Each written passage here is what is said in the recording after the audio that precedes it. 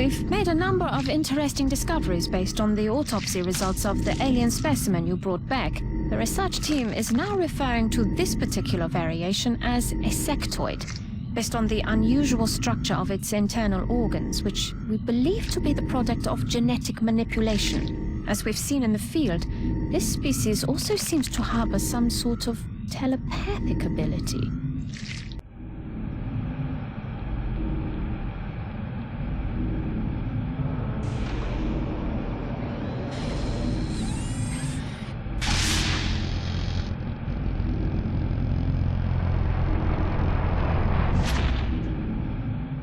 The tall one has, up until this point, been unofficially referred to as the Thin Man. Initial testing has revealed a concerted effort by the aliens to modify this specimen's genetic structure in such a way as to make it appear human. However, on closer inspection, they seem to have had some trouble concealing the eyes, which appear to be reptilian in nature.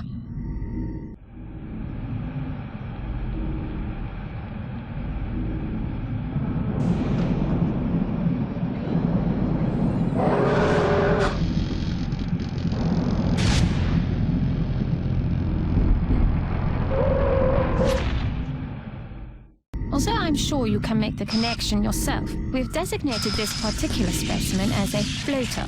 The research team is continuing in its efforts to determine how the aliens prevented the organic tissue from rejecting the mechanical components, as they seem to work in perfect harmony with one another. Based on what we've seen in the field so far, including several grotesque examples of trauma resulting from the emergence of its young, we've taken to calling this specimen a chrysalid. This unit appears to be a drone, which is similar to the military drones we are familiar with. This particular example seems to have the ability to repair damaged equipment. Dr. Shen and I believe it should be possible to capture and repurpose these for our own use in the field. We've yet to recover one of these in functional condition from the field.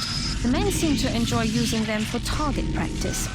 At the present time, we know that the cyber disc, as they've been calling it, is heavily armed, but it shows no clear pattern of behavior on the battlefield.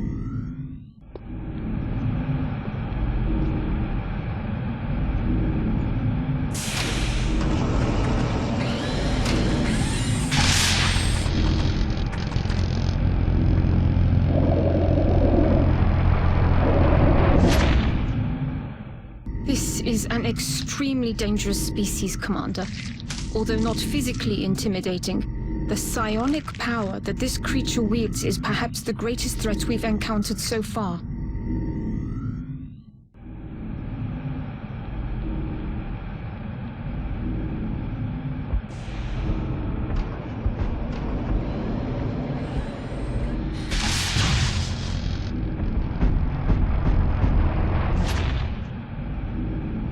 This is the most physically aggressive specimen we've discovered so far, which the troops fondly refer to as the muton. I can only assume there's a colorful backstory for such a designation.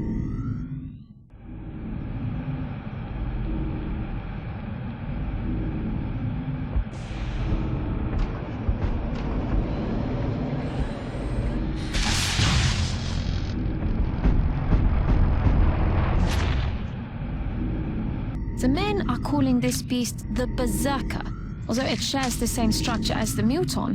For reasons yet unknown to us, the Berserker seems to be consumed by bloodlust with little regard for its own safety.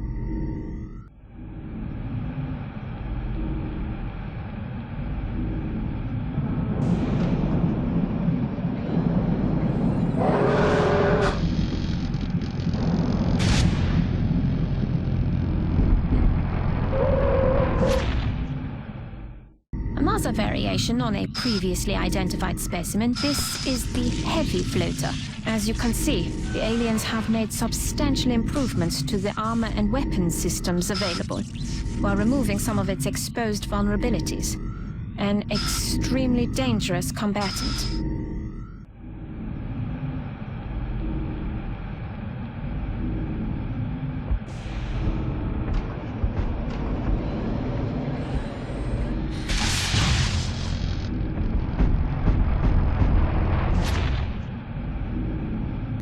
as if the standard muton hadn't given us enough trouble, the aliens apparently kept several of these elites in waiting for the later stages of their invasion.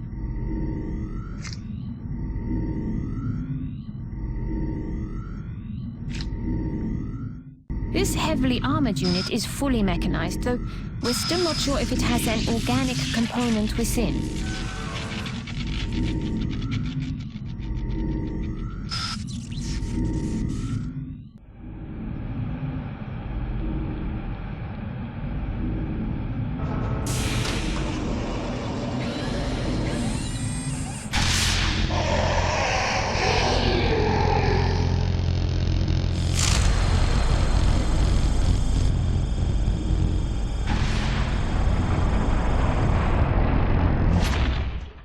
This specimen appears to be at the top of the alien hierarchy, and for good reason. As you've probably seen, its physical form is not suited for combat by any means.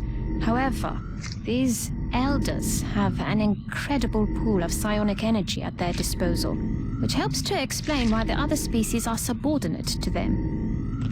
Knowing that my past surgical experience is limited, I am sure the crew appreciates that I hone my skills on fallen Advent forces before triaging our own wounded.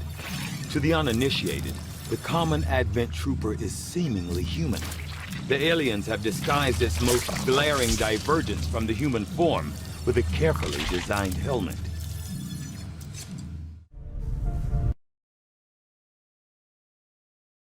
The Advent officers appear to be similar, if not physically the same as the common Advent trooper in terms of power and agility. However, field reports indicate a more developed mental acuity, as the officers do provide tactical directives to the subordinate Advent forces.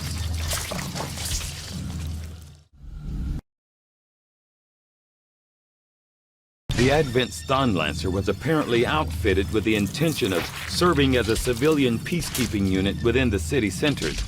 Although they are equipped with weapons capable of administering non-lethal blows, recent reports indicate an increasingly aggressive stance taken by these units.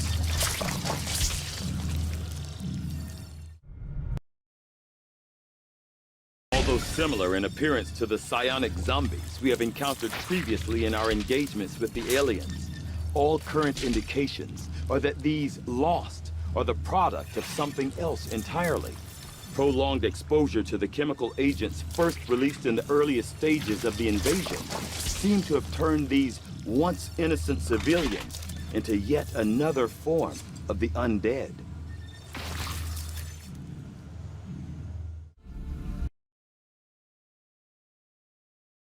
After a careful examination of the specialized Advent unit identified as the Purifier, I have found clear evidence of genetic modification to the subject's thermoregulatory glands. These changes, in conjunction with their specialized armor, give the Purifiers an impressive heat tolerance, bordering on total immunity.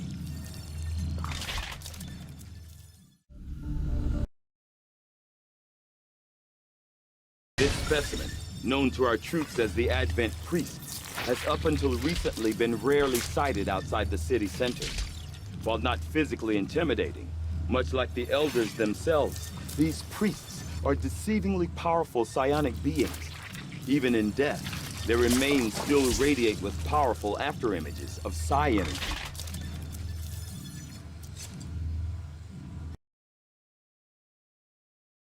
Physically, the Advent shield bearers are quite similar to the bulk of Advent's forces, in that they are the product of careful genetic engineering that generally mirrors the human form. Most of their unique qualities come from a difference in equipment and armor, components I'm sure Shen would have an interest in examining.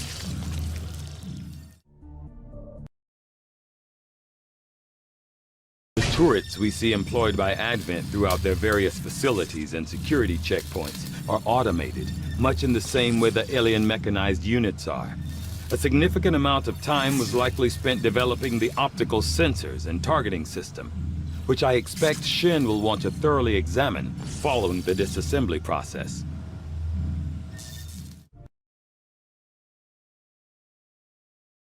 These robotic units, developed by Advent, seem to be wholly autonomous, capable of targeting and engaging selected units without reliance on external verification.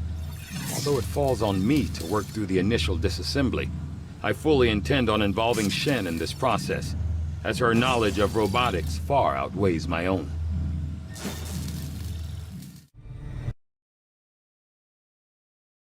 Though I was never witness to one myself, countless observers attest to the existence of a much smaller, less intimidating variant of the sectoid that took part in the original invasion.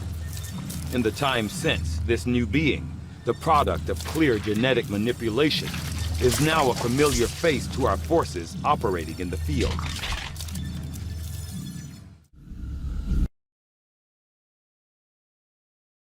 Although I would expect to be growing more accustomed to seeing the clear intermingling of both human and alien genetic material, I must admit, this reptilian creature with such distinctive human features is surprisingly unsettling.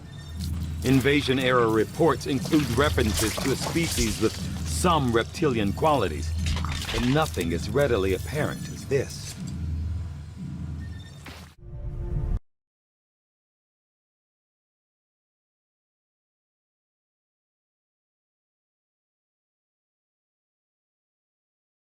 Although it had been years since I conducted my last autopsy, I found the process returned to me quite naturally. This subject was perhaps less intimidating because of its similarities to varying reptile species found naturally on Earth. Because of extensive cytogenetic modifications to the subject's chromosomes, this could very well be the only male variant in the entire species.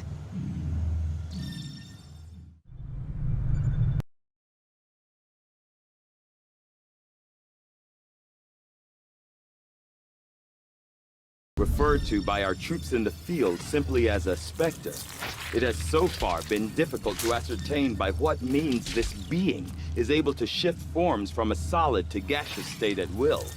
I had theorized it could be a cloud of nanomachines, or perhaps even an insect swarm. However, those theories have proven false, while offering no new direction for my research.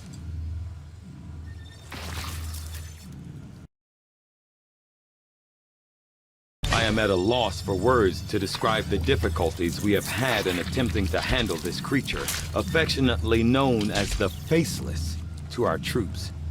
The nebulous form of its physical structure, including a pliable, semi-solid outer layer, seems to be slowly degrading now that the creature has expired. There is also a pungent odor that only seems to grow stronger as time passes.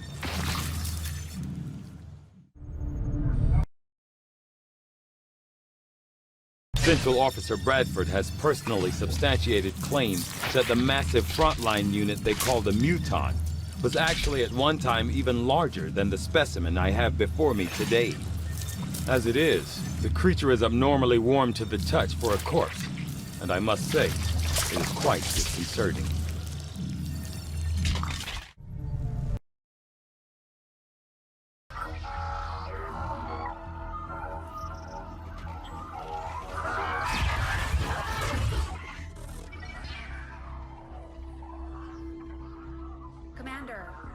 We're making progress piecing this thing back together, but it hasn't been pretty.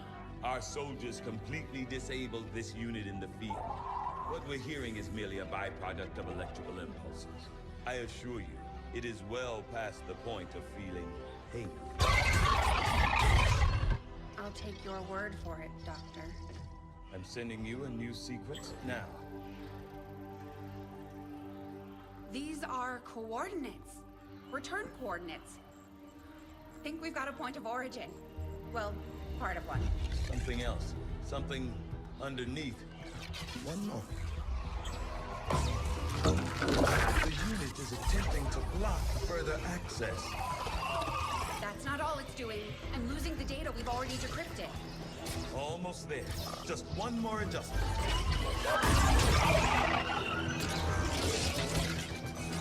Forget the data. It's accessing the power core. Overriding my safety. Increasing power levels to tie in, sever the connection. There.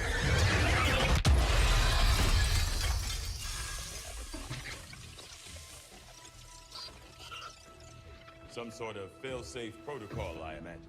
The Codex must have intentionally overloaded the interface to prevent any further theft of information. Still, I believe I was one step ahead of it. That's an enormous amount of data. Yes, and I expect it may take some time to decipher. Better get started. I don't think we're gonna be able to do that again. I'll proceed with the necessary research and preparation. With your approval, of course, Commander. I'd also suggest we look into those coordinates. That's if I can reconstruct the data we lost in the transfer. I just hope it was worth it.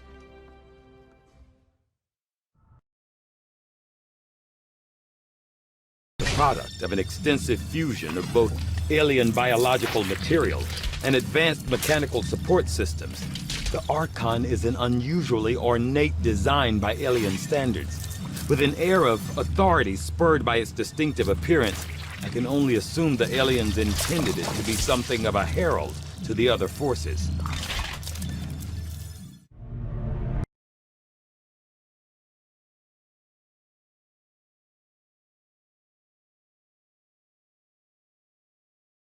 I have always been particularly fascinated with this species, ever since the first time I spotted one during my travels. Although I had seen the biomechanical horrors deployed by the aliens during the initial invasion, these creatures appear to be something else entirely.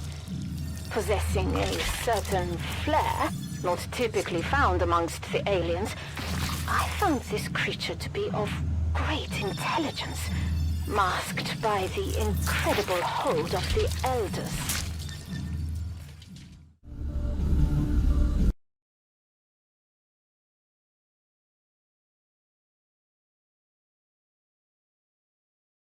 As initially speculated by Shen, it does in fact appear that this creature is restricted to the confines of its own hulking environmental suit.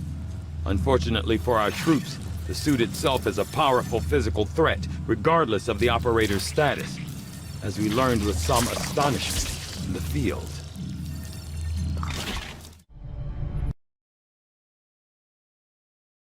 This fearsome creature, long referred to as a Berserker, is clearly a genetic relation to the other mutant species we have encountered in the field. For reasons yet unknown, this particular variant is unique in that it is altogether consumed by what can only be described as blind rage, a thirst for combat, unlike any other creature we've encountered.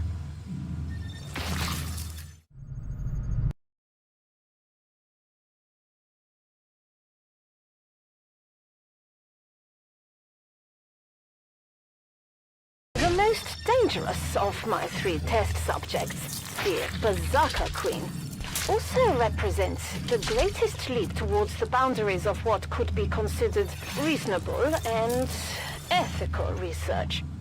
Even in wartime, I must consider the fact that by providing an already unstable alien being with equipment that may further its own capabilities, I risk crossing a line that can never be uncrossed.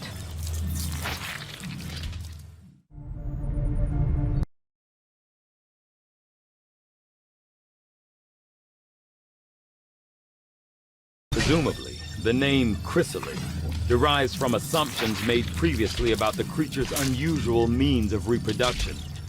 Although rumors have long prevailed about the existence of zombies, created as a byproduct of the chrysalid gestation, recent reports seem to indicate a new, equally disturbing means of propagating their species.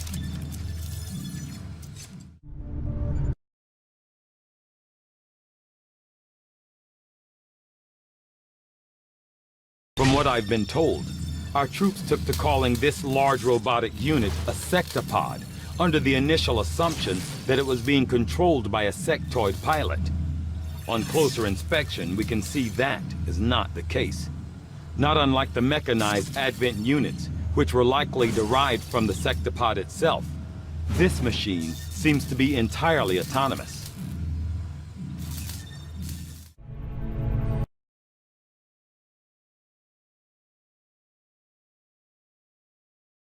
This specimen, henceforth referred to as the Gatekeeper, seems to harbor considerable psionic power. As with the alien's other unique biomechanical field unit, it will take some time to decipher the systems involved in its function.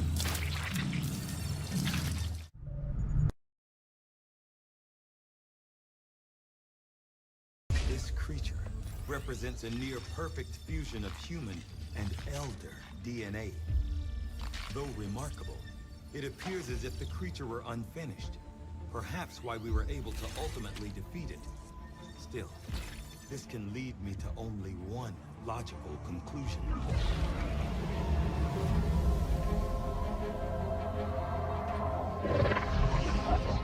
We had such hope for you.